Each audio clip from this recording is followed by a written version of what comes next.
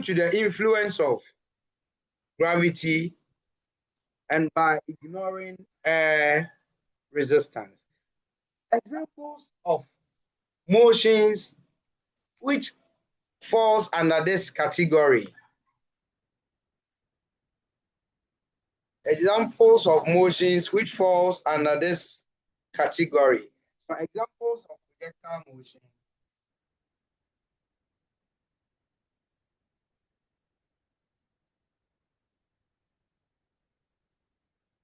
We have one. Yes, we discussed this last time. Asada, give me one example of projectile motion. The shooting of a bow. The shooting of a bow and okay, so bow and arrow. Okay, if you just end like bow, we'll take it like the saucepan bowl. Okay. Yes. Two. So please, Nora, you were not here. List them. Gerard, give me one other example of projectile motion.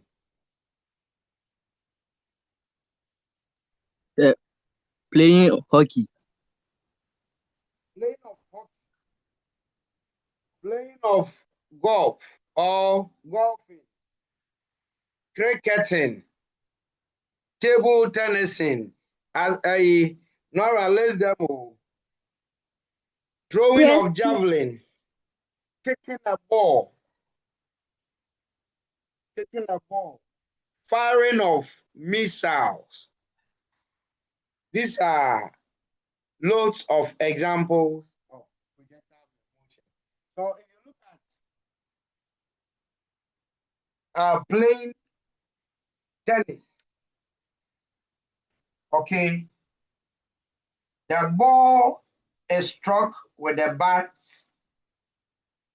We are not here to draw. It's struck with the bat, and as a result, the ball moves with a certain initial velocity. Once the ball moves through air, it wouldn't leave or continue to stay in the air forever. It must fall back to the board or the ground one day. So we have a motion and initial velocity.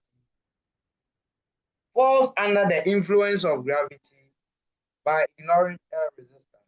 How do we ignore air resistance? During playing of TT. If that is why TT is an indoor game. TT is an indoor game because the size of the ball is such that it can be affected by wind, air resistance. And so to eliminate air, we must play it indoors. Football, yes, the size of the ball is large.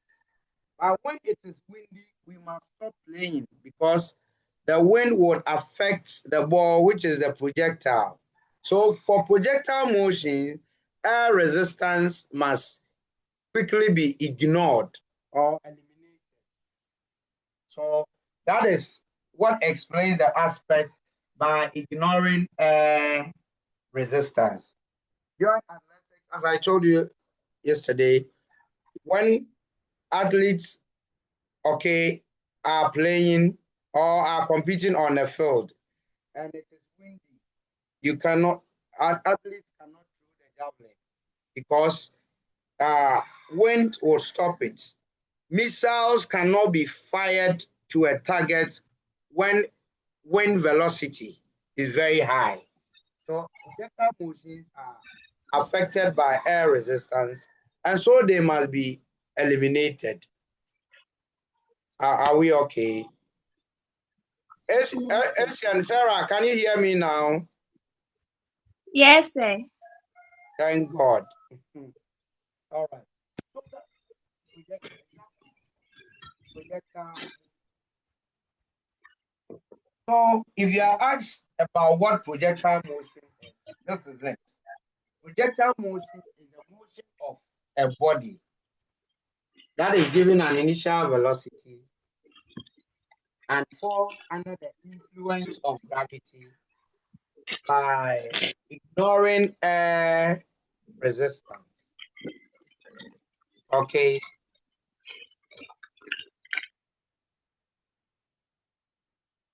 All right. Now, what is a projectile? So you must understand projectile motion and what a projectile is. A projectile is that body or the particle that experiences or that is given an initial velocity. So look at the examples. You cannot hear. Oh, is it a general problem? It was. Is it a general problem to you all? Hello, class. Somebody is saying he cannot hear. Is it a general problem? Yes, please. No. Hello, is it better? Yes, please. Yes, please. Yes, sir. It must be better. So the object is the projectile. So look at the examples we talked about. Playing tennis ball. The tennis ball is a projectile. Throwing of javelin. The javelin is a projectile. Firing a missile. The missile is a projectile. Okay. Whoever said, Emmanuel JC, can you hear now? Sir. Is it better? Yes, sir. Okay. All right. So the projectile refers to the body that is given an initial. All right. We discussed types of projectile motion yesterday. Types. We have two types of projectile motion. We have one-dimensional projectile motion, one-dimensional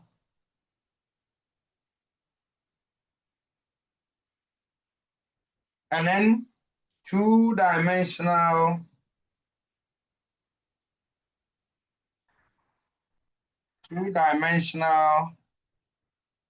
projectile motion. Let's understand what and what constitutes one, two, and yeah. In the one-dimensional projectile motion, look, whenever athletes are playing TT, if there's the board, the tennis ball, if there's the net, if the net is here, athletes would kick the ball against the board to move past the net. So the ball is initially given this velocity. So here, for one-dimensional projectile motion, the angle between the board or the ground, instead of ground, let's use horizontal. The horizontal, which is here, which is the board, and the initial velocity given to the ball, the angle between them is 0. Both the horizontal and the ball and the velocity make an angle of 0. So in one-dimensional projectile motion, the angle which is always between the velocity given to the ball and the horizontal is 0. So theta here is equal to 0. So whenever you are throwing handball, you are throwing ball, TT, playing tennis ball and all that, theta, the initial velocity to the horizontal is always 0. And when theta is 0, we are looking at one-dimensional projectile motion. Class, are we okay with that? Are we okay with Yes, please. that? So, No, Sarah, can you hear me? sir, please, when you move away from the board, we can't hear. Oh, but I have to be turning. Oh. I don't know if you can hear me by my natural voice. That is, I'm using the Bluetooth and free device. Okay, let me use my natural voice and see if that will be better. Okay. Aye, Joe.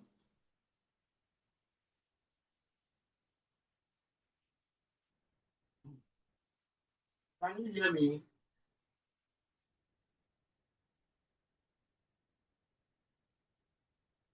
Class, can you hear me? Yes, please. Okay.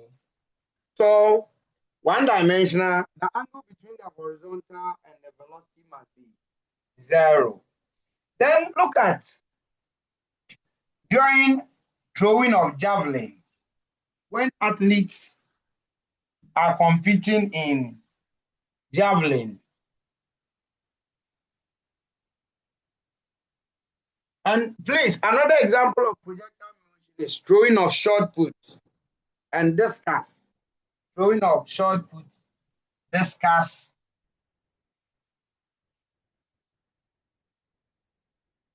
During throwing of javelin, javelin must be thrown such that initially, if there is a javelin missile with a pointed end, the missile must make an angle of a certain angle, theta with the horizontal, which can be the line. Emmanuel Jones, is it better? Yes, sir. So during throwing of javelin and throwing of missiles, the missile itself or the projectile makes a certain angle theta with the ground. This will go reach a certain maximum height and fall back to the ground. So here, the angle between the horizontal and the initial velocity given to the projectile is not 0. So it means that if it's not 0, then it means that there is an angle between the horizontal and the projectile or the initial velocity. If there is an angle, this constitutes two-dimensional projectile motion. So class AC and Sarah, in two-dimensional projectile motion, there is an angle between the initial velocity u and the horizontal. Whereas in one-dimensional projectile motion, there is no angle. Angle is 0. Please, are we clear? Yes, please. Okay. So let's treat each of them one at a time. Fasten your seatbelts and pay attention. This is such that if you don't pay attention, you wouldn't understand it very well. And ask, apart from paying attention, ask questions too. So let's start with one-dimensional projectile motion.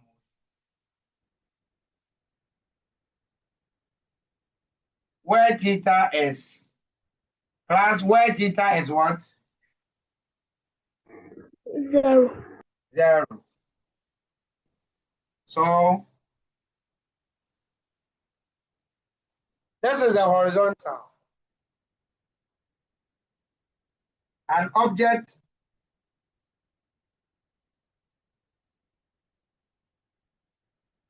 which is h meters above the horizontal or the ground.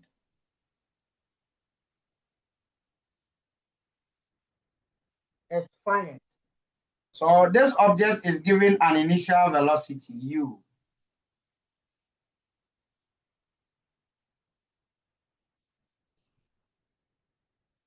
When you hit the object initially,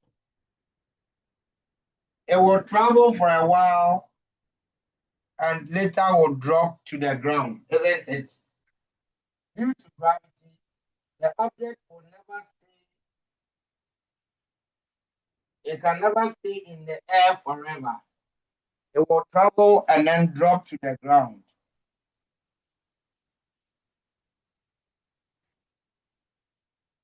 Now we want to follow the path of the object or the projectile as it is hit and then as it falls. The paths are from here, it can be here. It can be here and finally will drop to the ground. So we are looking at three parts. The first part, second part, third part, and then the fourth part. So these are the various stages that will be experienced by the body before it drops to the ground. Class, are we okay? Yes, sir. So let's assume it takes time T1. Okay, let's even forget about the first position. So 1, 2, 3. It takes time T1 to move from here and come here. This is T is equal to 0 because the object hasn't moved yet. So it will take T2 to come to this point, and finally, just before it drops on the ground, it will take time T3. Now, in treating projectile motion, there are some key assumptions which must be known. So, assumptions in projectile motion.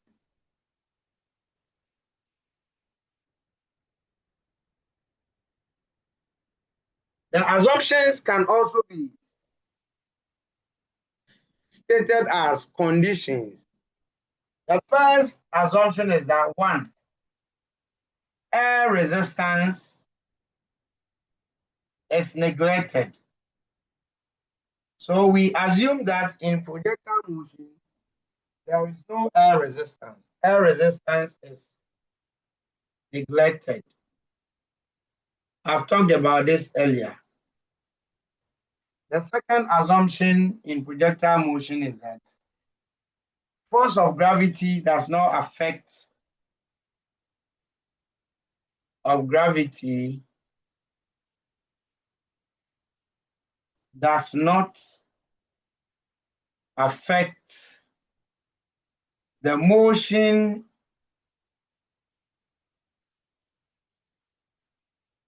of the projectile horizontally.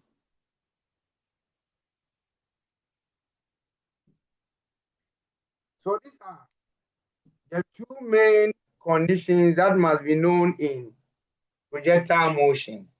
First, air resistance is neglected. And then secondly, force of gravity does not affect the motion of the projectile horizontally. So if the body gets to position 1 on the ground or on the horizontal, its current position can be traced to this point O, or let's indicate this as A. As it are you there?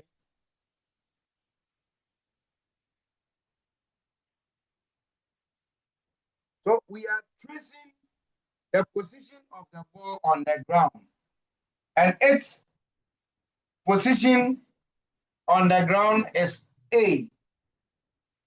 If we compare it to the first position of it, it means from its initial position A, horizontally, it has moved to a point x1. So it has the horizontal distance covered is actually ax1.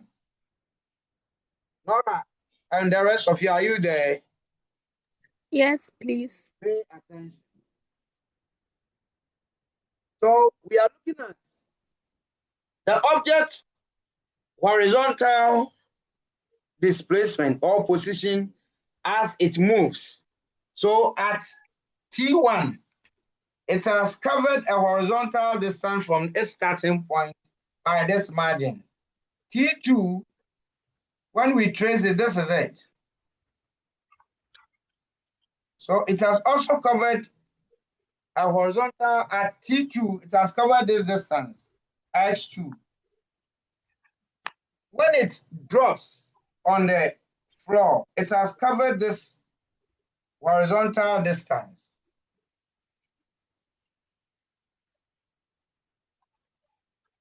So we realize that as the object moves on, it is covering a certain horizontal distance.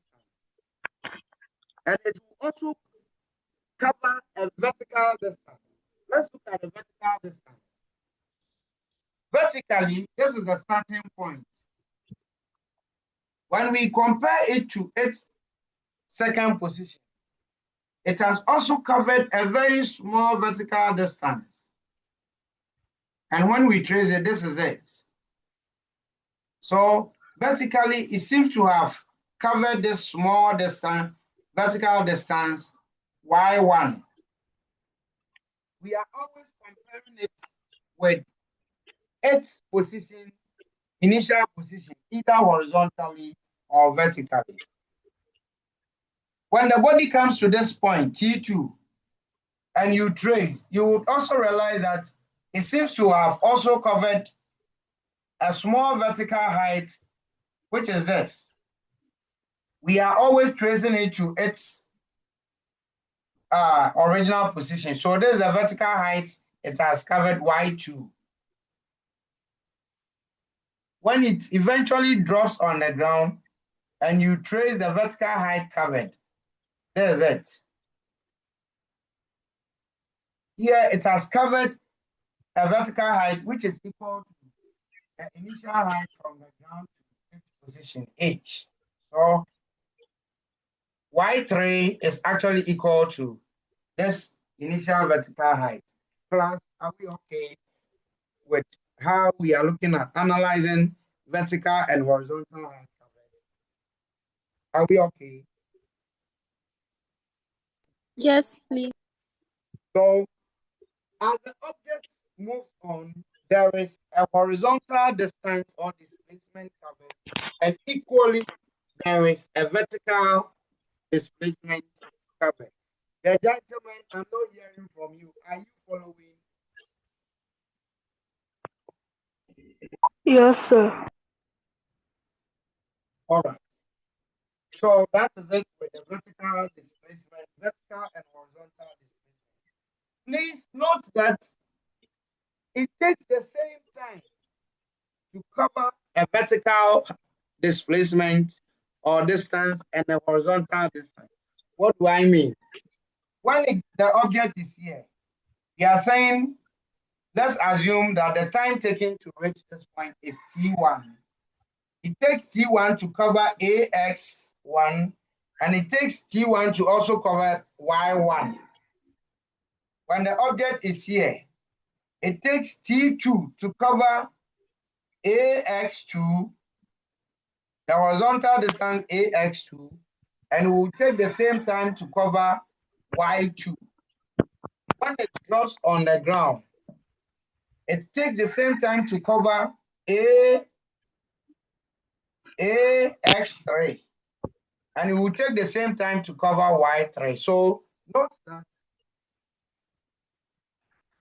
note that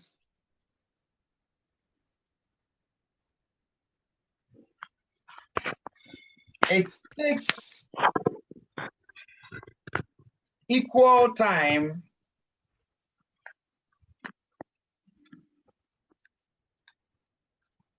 to cover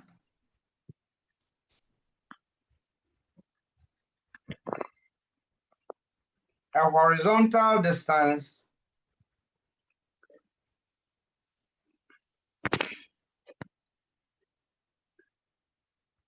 and the vertical distance.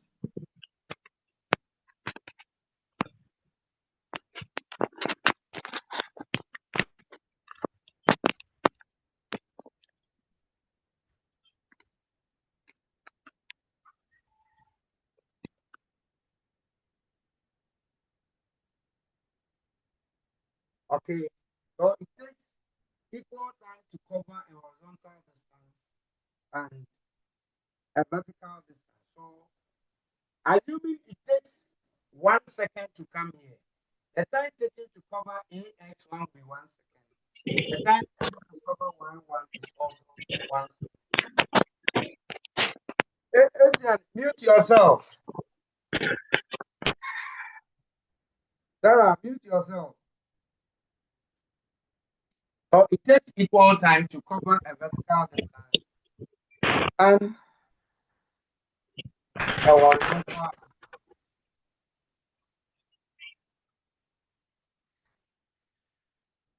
I'm coming.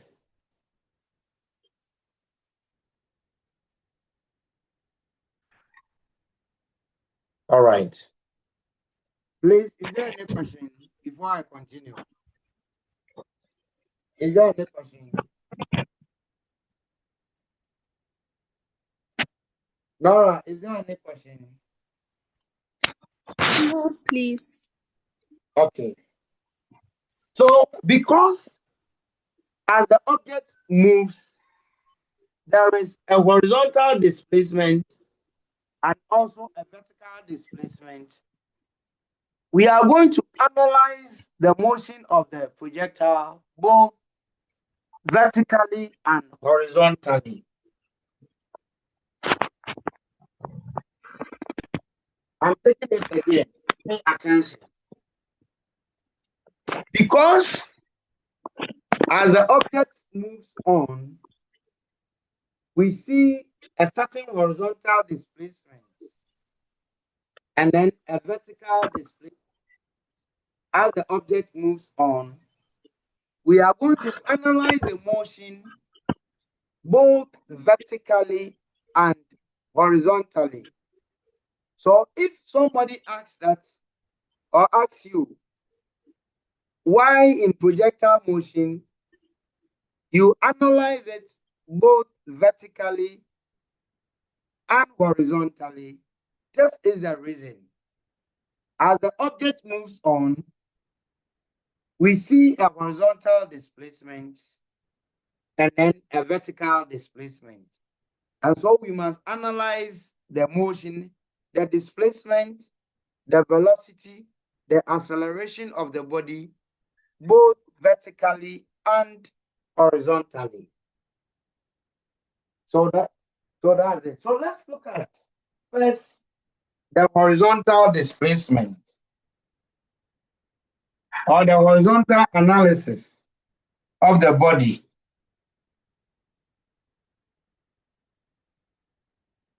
The horizontal analysis. So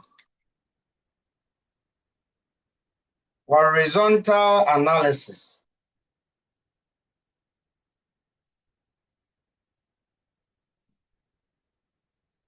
Horizontally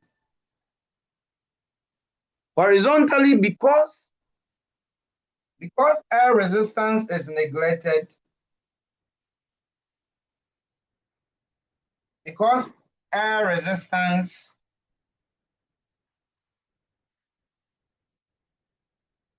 is neglected, gravity does not affect motion horizontally, and gravity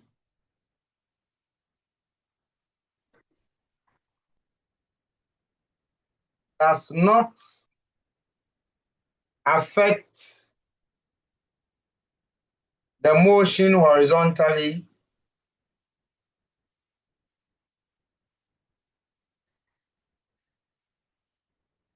the velocity of the projectile horizontally is constant. Velocity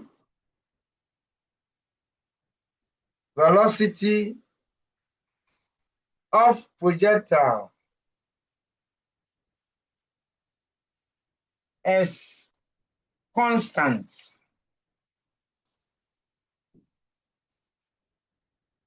So in projectile motion, its horizontal velocity is always constant. And Yes, sir. if something is said to be constant, what does it mean? It remains the same. It doesn't change. Go. The value is the same and does not change. What we are saying is that during projectile motion, assuming this initial velocity is 10 meters per second, wherever the body gets to, this horizontal velocity is the same. So the horizontal velocity does not change. It's constant. Why? Because air resistance is neglected and gravity does not affect the motion of a projectile horizontally. So this is also an examinable part. Explain why in projectile motion the horizontal velocity is always constant. The answer to give are these. One, it is because air resistance is neglected. And two, gravity does not affect the motion of the projectile horizontally. Yeah, Please. please, I can't hear you. All right. So the point is that in case you are asked to explain why in projectile motion the horizontal velocity is constant, okay, the horizontal velocity is constant because one. Sir, Hello. please, I can't hear you. Oh, please, is that a general problem?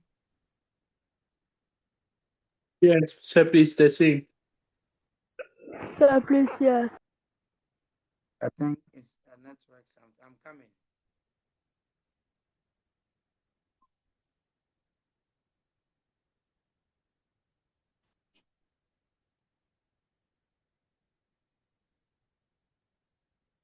It's cloudy here.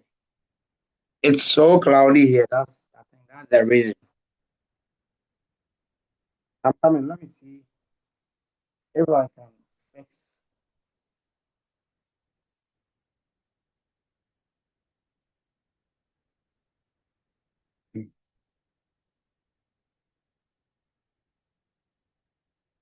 I'm coming.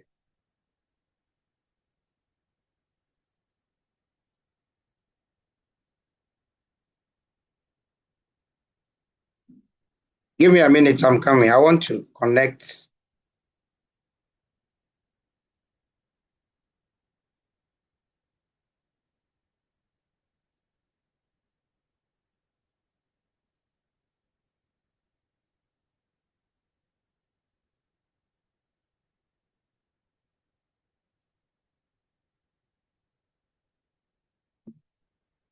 Hello.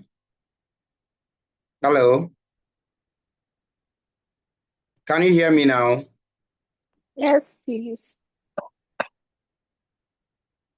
Nora, Asian, Anefi, and Gerard. Can you hear me now? Yes, sir. Yes, please. Hello, Nora. Yes, please. Hey, I can't hear you.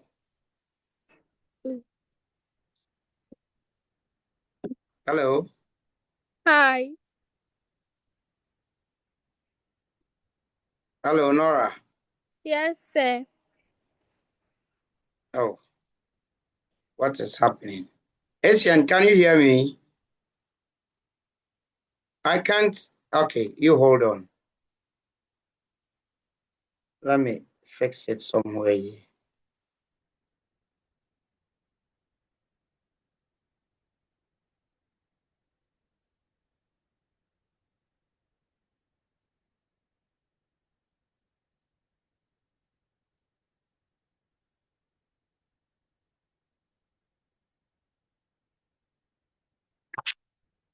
Hello? Hi. Yes, Okay, sir. it's better now. I hope you can hear me. Yes, Yes, please. sir. Okay,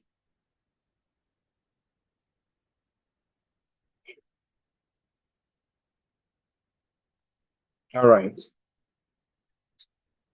So I was saying that you can be asked to explain why in projectile motion the horizontal velocity is constant. And the answer is that the horizontal velocity is constant because air resistance horizontally or in projectile motion, because air resistance is neglected, and two, the motion of the projectile is also not affected by gravity horizontally. So these are the two reasons why the horizontal velocity is always constant or does not change. Please, that's okay. Yes, please. Write that down. Okay. So if the velocity is constant horizontally, then supposing I want to calculate this horizontal displacement, this is x1 from the initial point to this location, this is x2 from the initial point to where it dropped on the ground, this is x3. If I'm asked to calculate these values, how do I calculate it?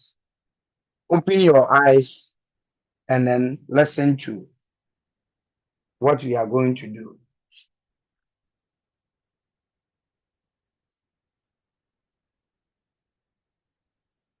If you understand the theory, when it comes to applying this to solving questions, it's easier. So we know that speed, Sarah, how do you calculate speed? Speed is equal to what? Distance over time. Distance covered or distance over time. So if I want to make distance the subject, what would that be? From this equation, I want to make distance the subject. Anybody can respond. Speed times time. So that will be speed times time.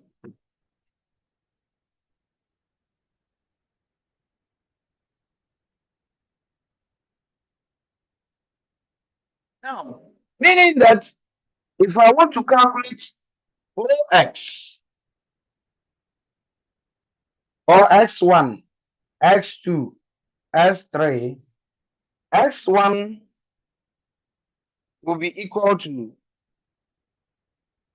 the speed or the velocity U times the time taken to come to this point. the time taken to come to this point.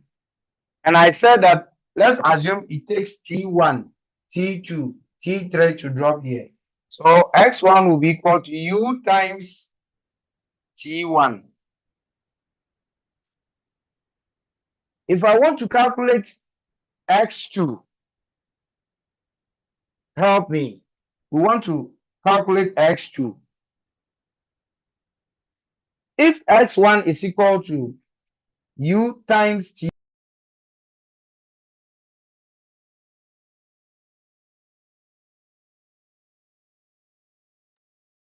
hello,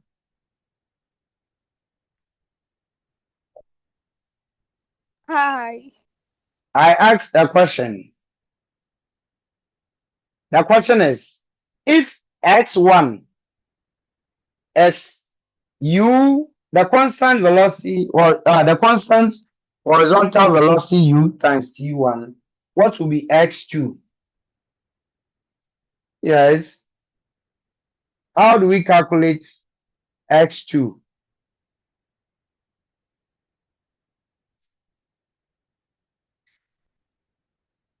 I'm waiting for you. If X1 is U times T1, what will be X2?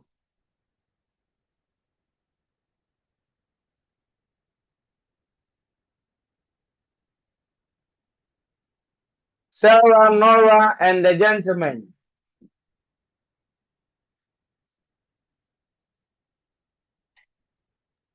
U times T2. Exactly. So U, why U? U because horizontally U is constant. So X2 would also be U times T2. Asian, Sarah, what will be X3?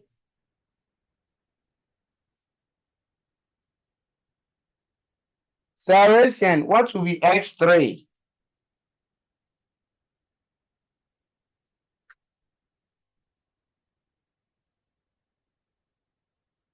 Sarah, we are waiting for you.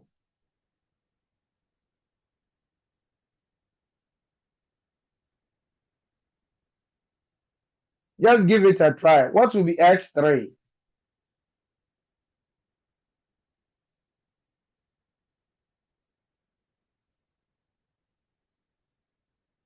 Sarah, you are here. You are not gone.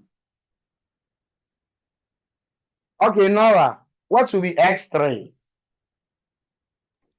U times T3. So U times T3. Looking at the horizontal distances here, which one is the greatest? Is it X1, S2, or S3? Looking at Jesse, Jones, and Co. Looking at the horizontal distances, which one is the greatest? Is it X1, X3. X3? The maximum horizontal distance traveled by a projectile is known as the range. So the range of a projectile is the maximum horizontal distance traveled by the projectile. Class, what did I say? What did I say?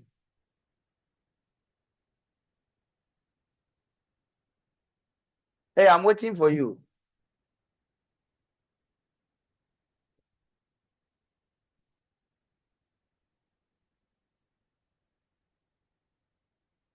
The Nora, don't waste time.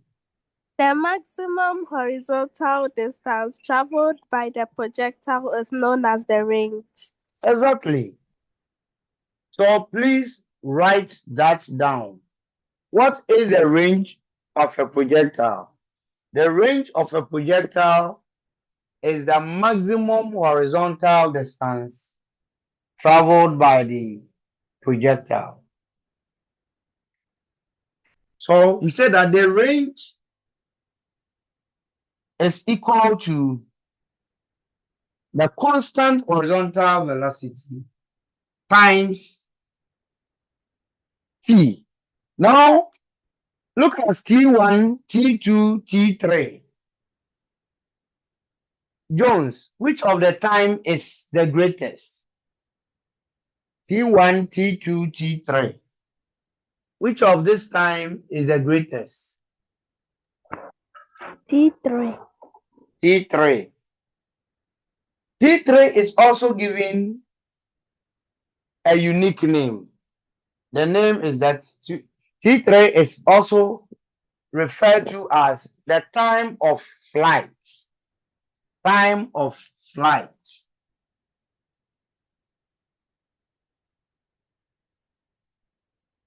Time of flight. So the time of flight of a projectile is the total time taken during the whole journey of the projectile. Is the total time taken during the whole journey or during the whole flight. What is the journey? It moved from here, here, here, and then landed.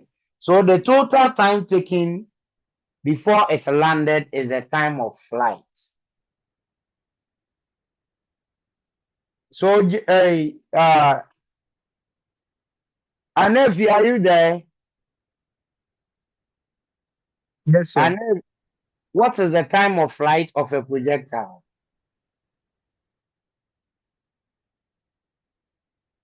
How do you understand the time of flight of a projectile? How would you explain?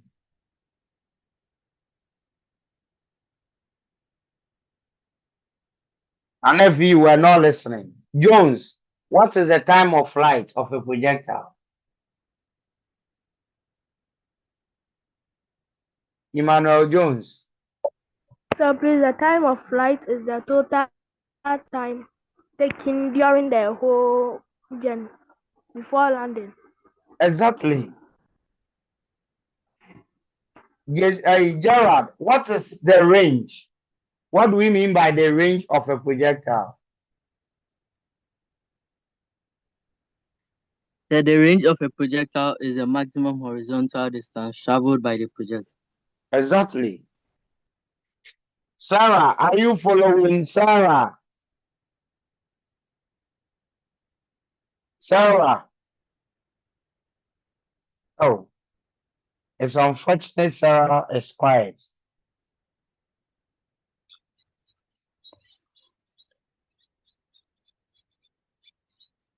I'm going to answer some questions with you before we look at the vertical analysis.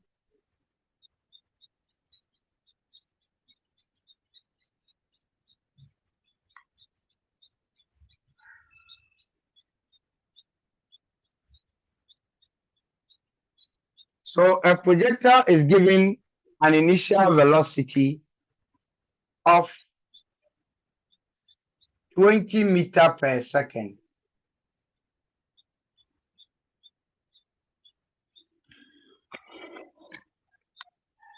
If it takes 1 second to come to this point, and it takes another 1 second, so 2 seconds to come here, and 3 seconds to drop on the ground. 1. Determine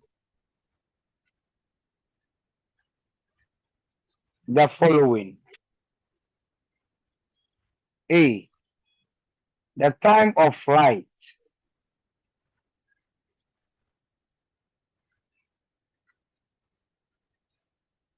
B.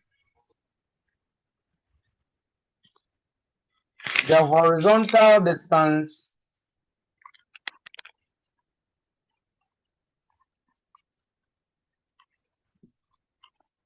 traveled at t is equal to 2 seconds.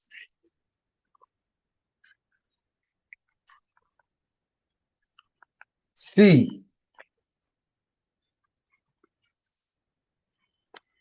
the range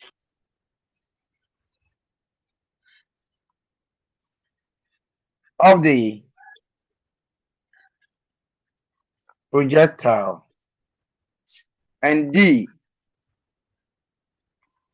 the velocity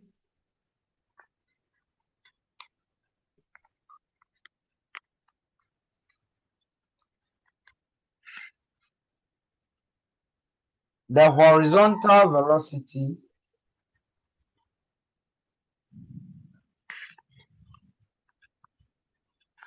just before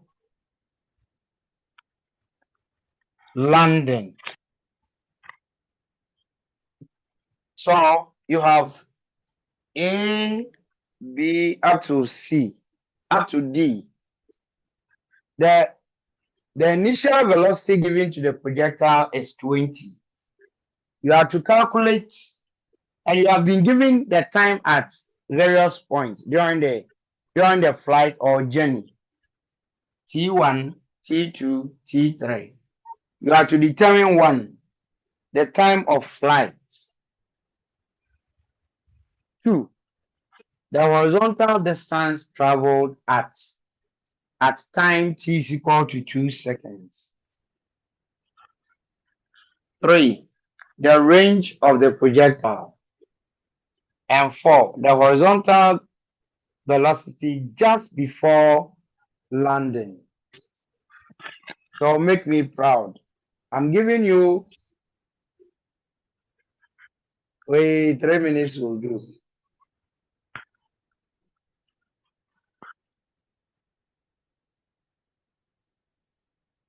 We'll discuss it after the 3 minutes.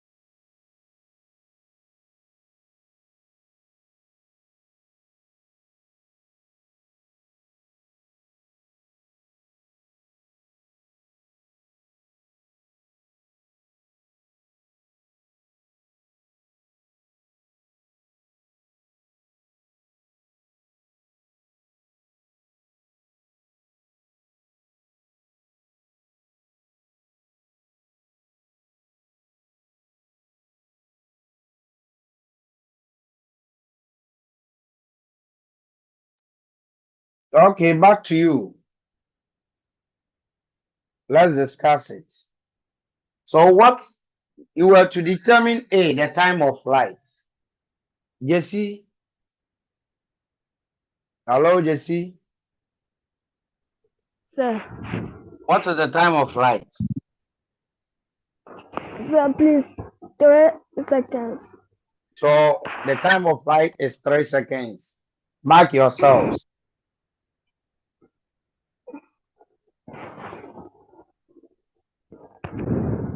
Nora, Yes, please. what is the horizontal distance traveled at the time t is equal to 2 seconds? Sir, please, 10 meters. How did you get that?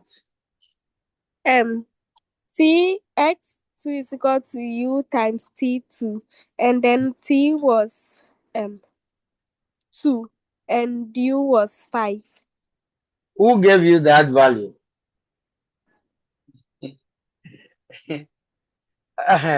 Hey, Gerard. Gerard, Yes, sir. what did you get for B? The horizontal distance traveled at t is equal to 2 seconds. Sir, please, you didn't give us the speed. I did.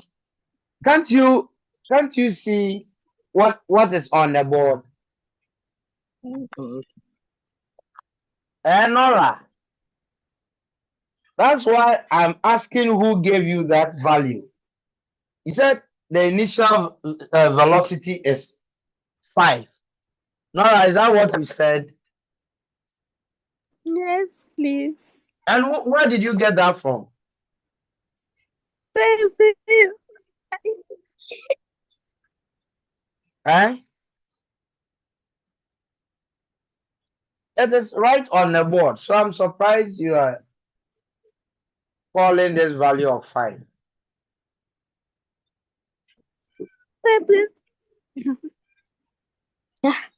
Can you see now? Yes, please. Okay, correct your mistake. Sarah, Sir, yes, sir. I've not been hearing from you. Are you following? Yes, please. So be answering the question. Okay, when I call you, just share your view. Okay, Okay, sir.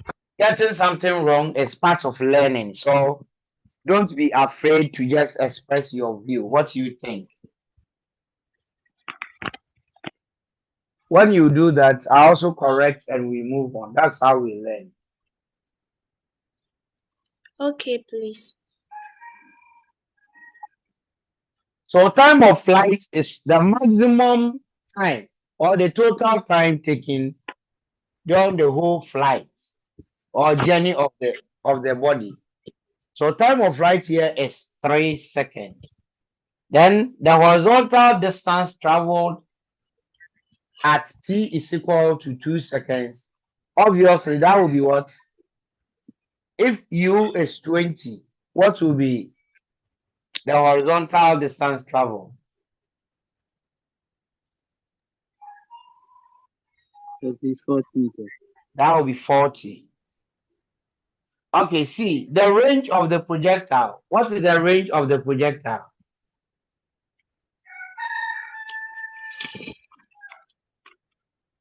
What will be the value of the range? 50 meters. That will be 60. So 20 times 3. Then D, the horizontal velocity just before landing. And if and co. The horizontal velocity just before landing.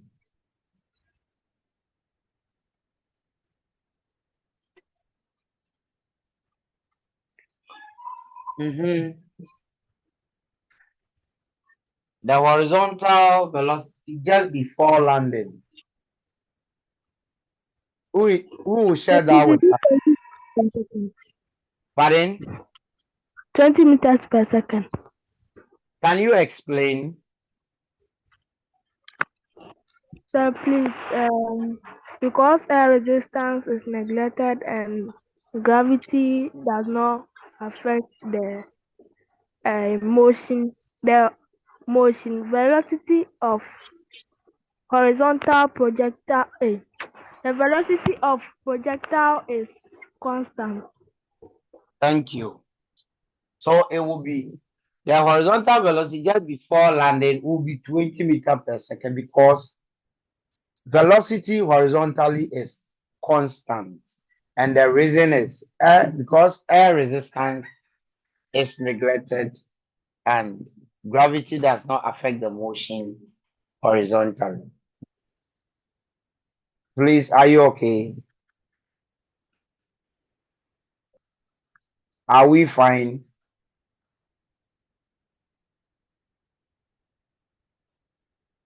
Oh, you are not talking. I'm asking if you are okay. Yes, please. Yes, Then let's analyze the motion vertically. Vertical analysis. This projectile motion every year, question drops under projectile motion in WASI. So when we finish treating this, we'll look at WASI questions around projectile motion. And you realize that it isn't anything so difficult. Let me turn the board.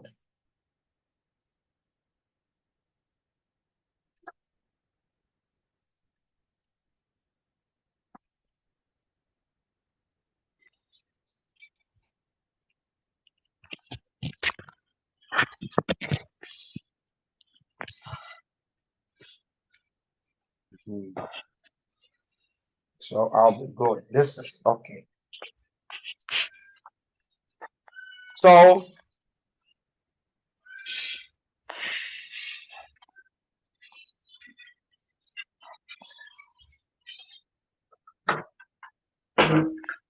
let's unmute yourself. Oh.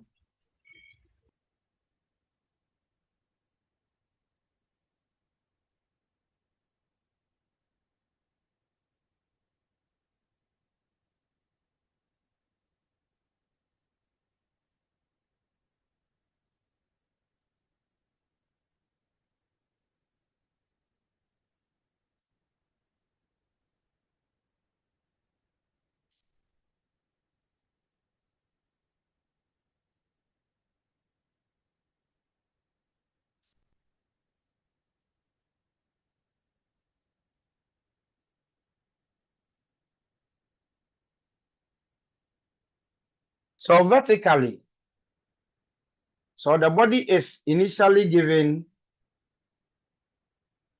velocity u. At time t1, it is here. Times t2 is here. Then finally, time of flight. Vertically, we realize that it has covered this height.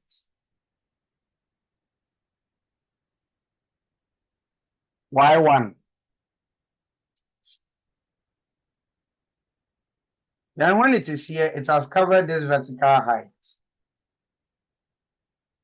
Y2. Then just before it drops to the ground, it has covered this vertical height. Y3, which is equal to h.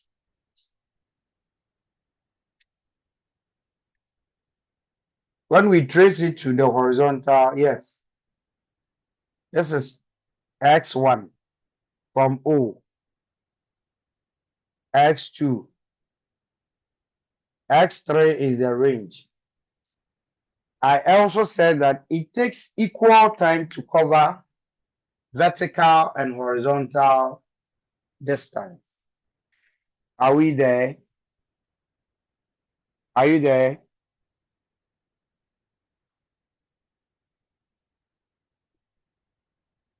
Can you hear me? Yes, please. Okay. So the vertical analysis.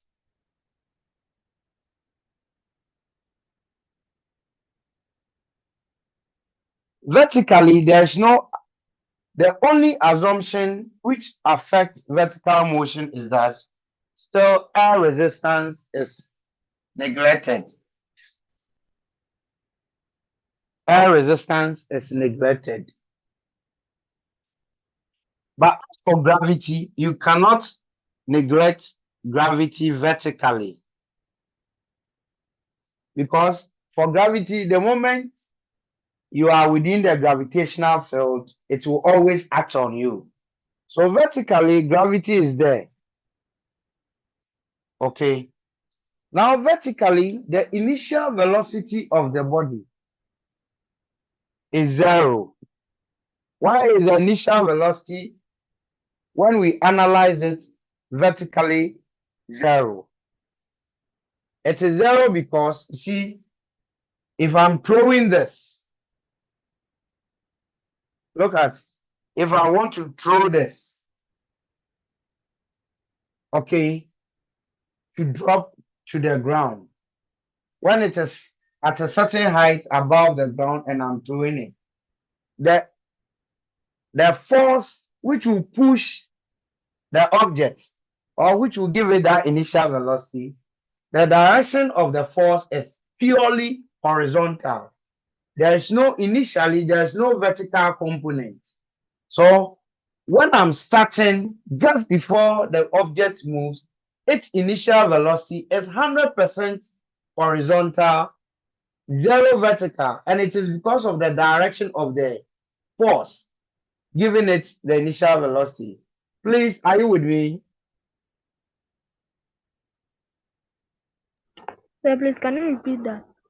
So I said when I'm teaching and I ask questions, I want to probe whether you are paying attention. Let me hear from you. Vertically, the initial velocity is zero. And this is because, imagine I'm throwing this to drop to the ground when it is at a certain height above the ground. Look at the direction of the push. It is purely horizontal. Okay, the force acting, giving the body that initial velocity, is purely horizontal, 100% horizontal. There's no vertical component. There's no vertical push. It is purely horizontal. And so it will initially go horizontal before gravity will be pushing it down to fall to the ground. And this is the reason why the initial velocity is zero. Are you okay?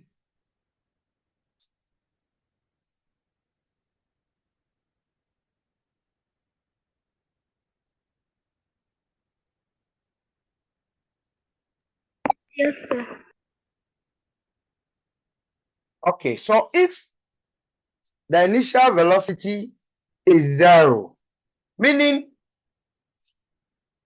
at this point, the force, that is why at this point, the force is 20.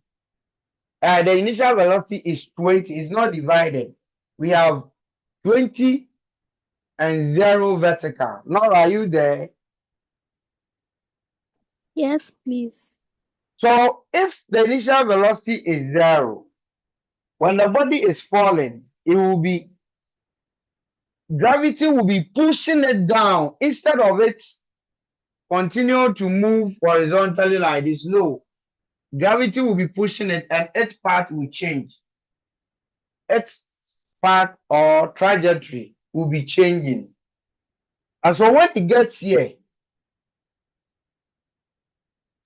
and I want to determine the velocity here, just before it falls, how do I determine that velocity there? So if u is zero, using v is equal to u plus gt. Don't forget, this is downward motion. the object is moving downwards. So it will accelerate. That is why we see plus d with that motion under gravity. So if u is 0, then v will be equal to jt. Meaning at this position, if I want to calculate the velocity, the vertical velocity of the body here, it will be equal to j times t1.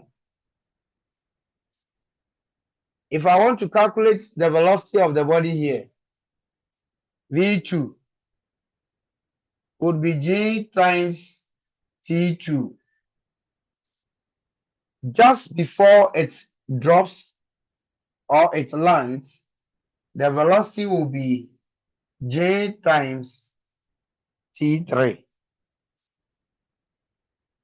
So this is one of the ways we can determine the vertical velocity as the body drops to the ground.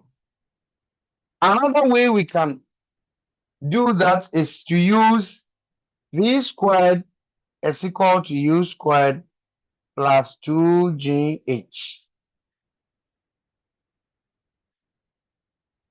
Note that u is 0. So if u is 0, then v squared will be equal to 2gh, and v is equal to square root of 2gh. Using this, and this must give you the same value for v. So what it means is that the first velocity equation depends on the time. Because j is constant, this v depends on time. This one also depends on the vertical height traveled. And what is the vertical height? The vertical height is the y1, y2, y3. Meaning that if I want the velocity of the body here, I can also use v is equal to square root of 2j times y1. H is y1 here. Class, do we understand? Do we understand everything? And if you and co talk. Yes, sir. Yes, sir. Yes, please.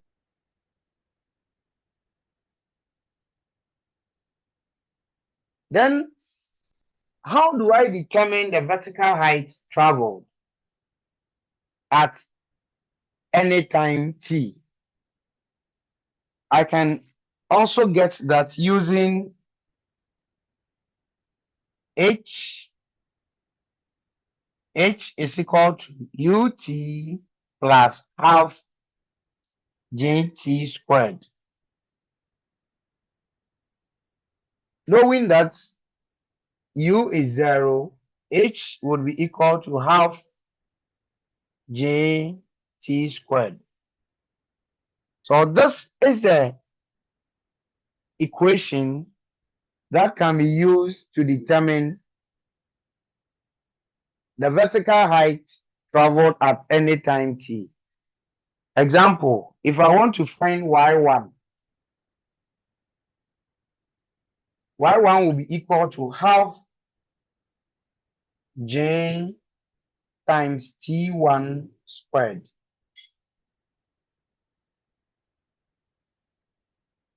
If I want to find y2, half j times t2 squared.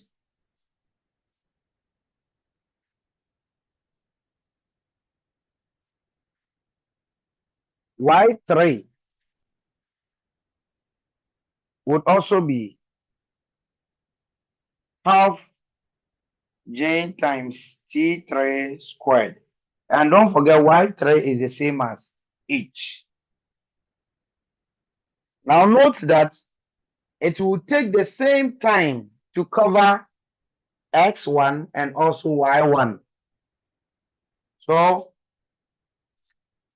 x1 is equal to u times t1, and y1 is equal to half j times t1. Both times for calculating x1 and y1 the same. The same thing applies to 2, y2, and then y3.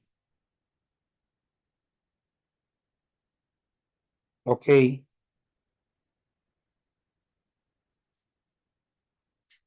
Please note that when the body is falling, when the projectile is falling, at every point there are two velocities acting on it. We have the constant horizontal velocity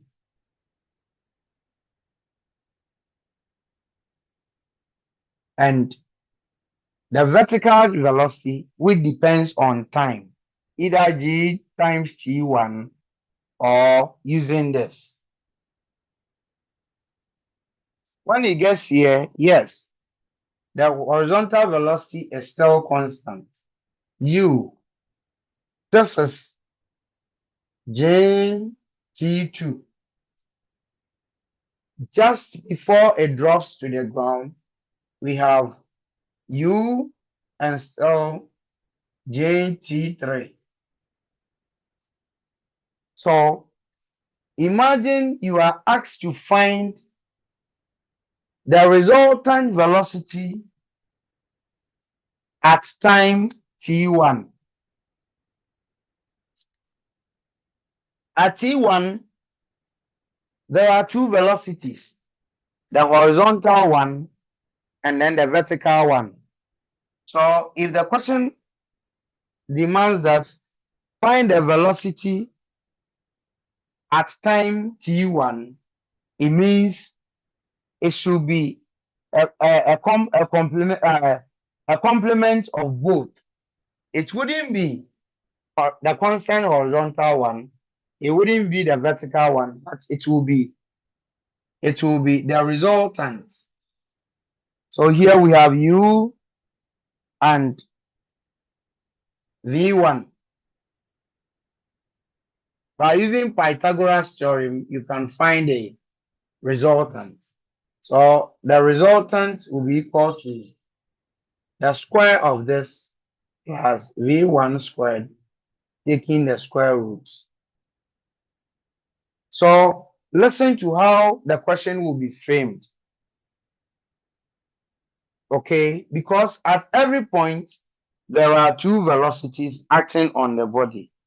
The constant horizontal one and then the time dependent vertical velocity. Let's try a question. Please, if you have any question, quickly ask. Nora, if you have a question, ask.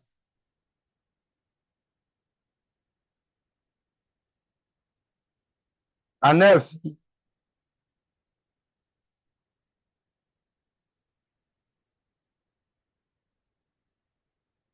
okay, listen to this question. Are you there? Yes, please.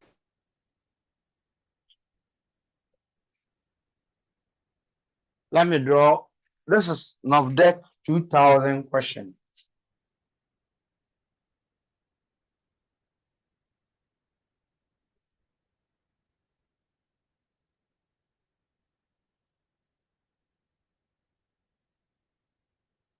NOVDEC 2022.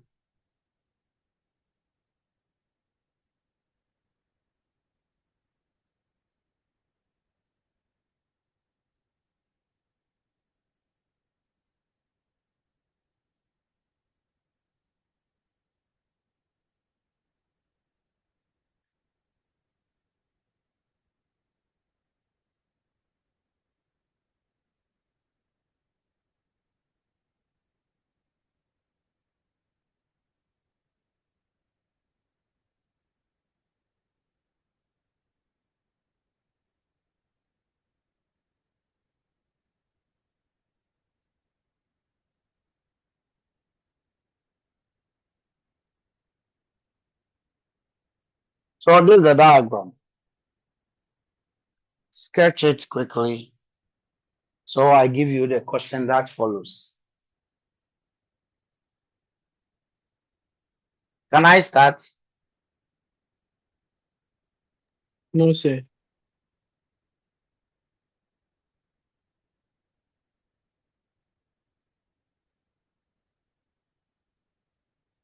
This is S. Okay, let me change it to X so you can see.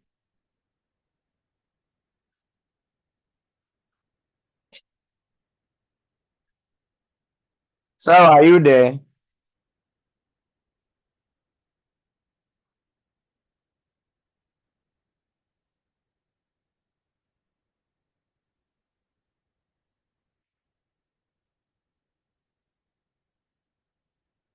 Class, can I start?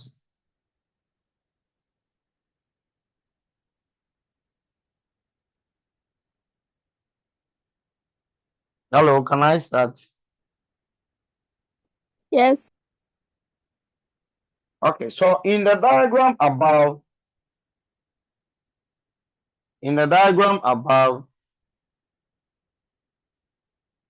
a ball placed on top of a tower, a ball placed on top of a tower, 150-meter high, a ball placed on top of a tower, 150-meter high, escaped with a velocity of escaped with a velocity of 20 meter per second,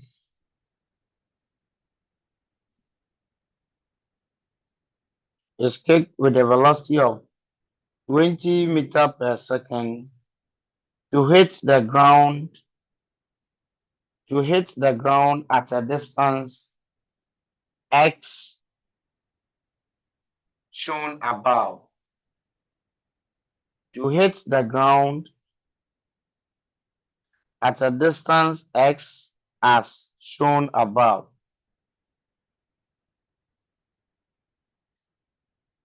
In a diagram above, a ball placed on top of a tower 150-meter high escaped with a velocity of 20 meter per second to hit the ground at a distance x as shown above. Determine the value of x. Determine the value of x. Take J to be 10 meter per second squared. Take J to be 10 meter per second squared. I want you to give it a try.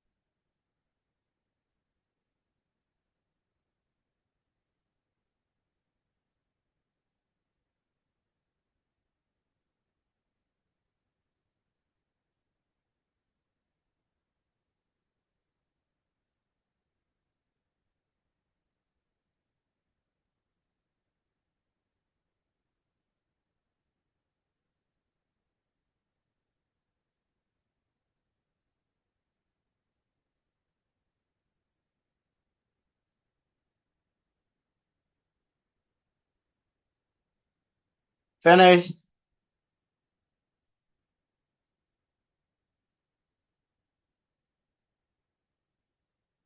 Class finished?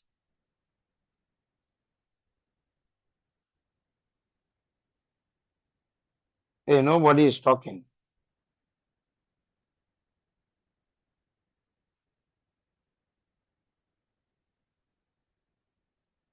Nora. Sir, please, I'm not done. Sarah.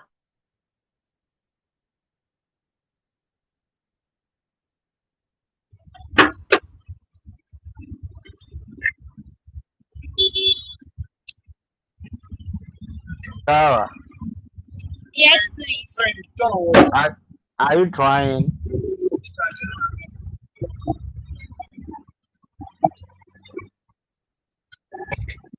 Are you attempting the come again?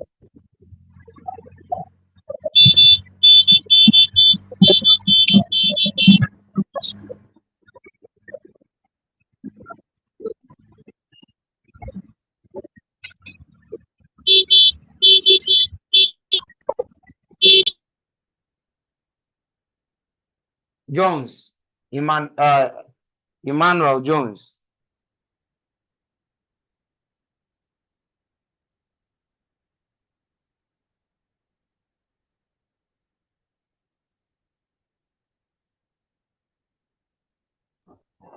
Sir, What's your answer? does it 10 with 30?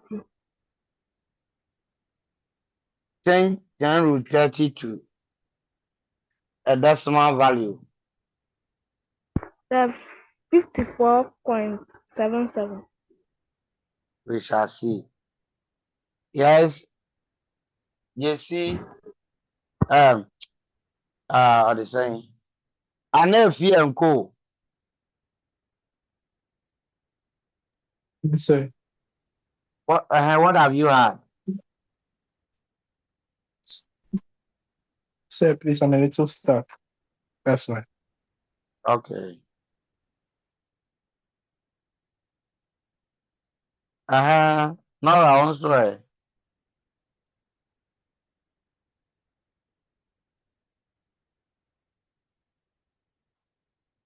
Nora.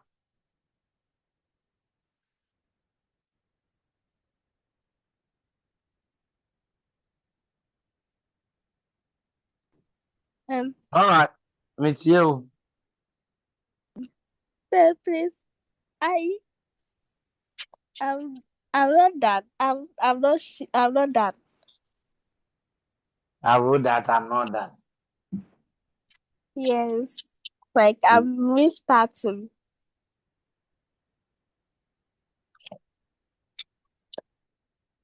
Okay, so we are just to find X. The good news is that we are told J is 10.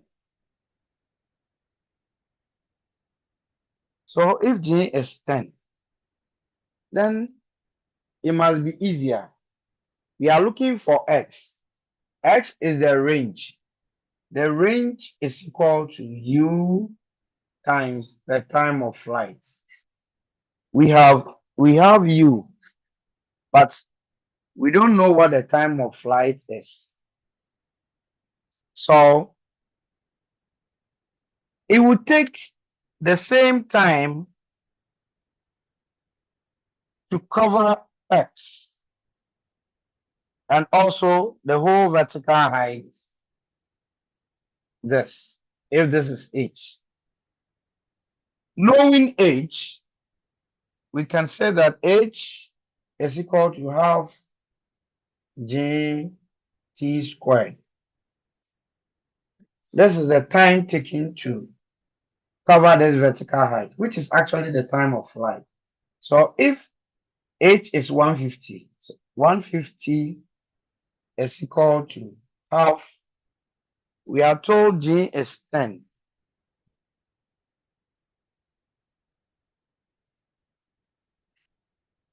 So we have 2 goes into 10, 5. When we divide through, so we have 5 t squared is equal to 150. When we divide through by 5, we have 30. We have 30. Therefore, T is equal to the square root of 30.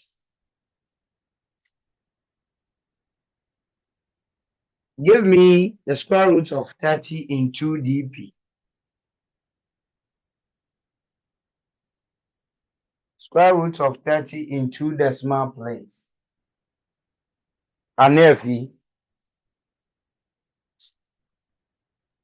Yes, sir. Give me the square root of 30 in 2dp.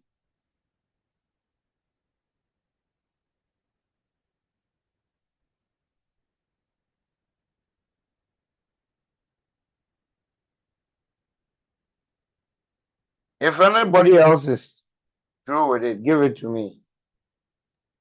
So please 5.8. 5.4. 5 point what? 4. So 5.48 seconds. 5.48.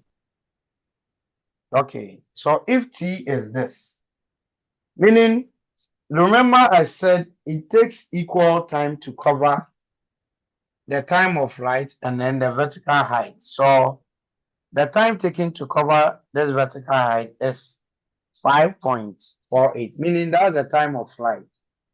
R will therefore be equal to R, which is equal to X, will therefore be equal to 20 times 5.48, which is, what is 20 times 5.48?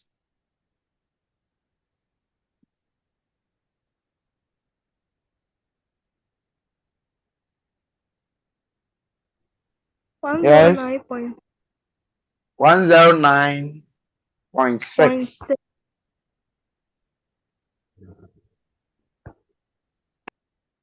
So that's the range. Simple solution. Remember I said it takes equal time to cover a horizontal distance and its vertical distance. Okay. So if you are looking for the range X, then it will take the same time to cover the vertical height of 150. Is there any question? Nora, class prefect, is there any question? No, please. Jesse,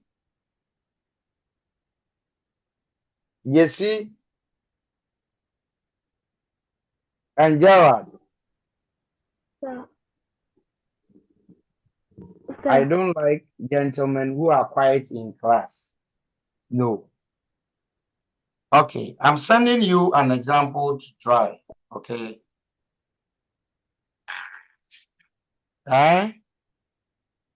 Do it and send it to me right away.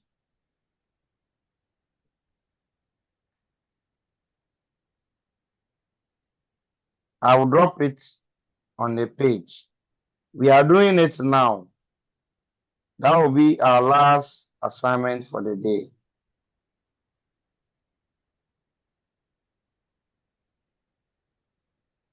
Okay.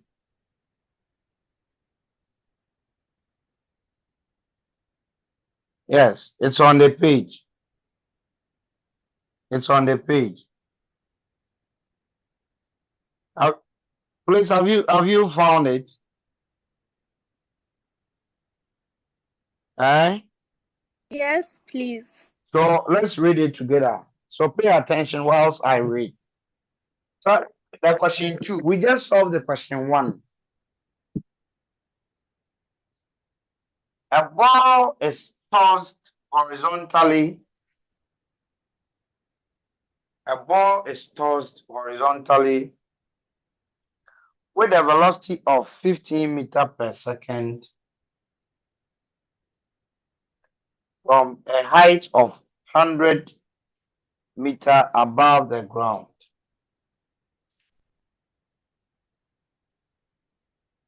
Take G to be equal to 9.8 meters per second squared. This time J is not 10, 9.8. R. How long will it take the ball to hit the ground? How long will it take the ball to hit the ground? I. What are the horizontal and vertical components of the ball's velocity as, as it strikes the ground? Here, the statement is as it strikes the ground. What are the horizontal and the vertical components of the ball's velocity as it strikes the ground? So it's similar to just before it strikes the ground. I. How far did the ball travel horizontally in its flight? How far did the ball travel horizontally in its flight? Then the last IV. What is the magnitude of the resultant velocity? What is the magnitude of the resultant velocity? Resultant velocity vector as the ball strikes the ground. What is the magnitude of the resultant velocity vector as the ball strikes the ground? So we have 10 minutes to end this. Start with. Remember, J is 9.8.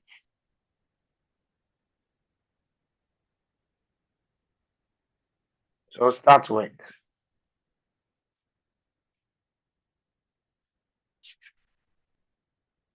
Sarah, I want you to try to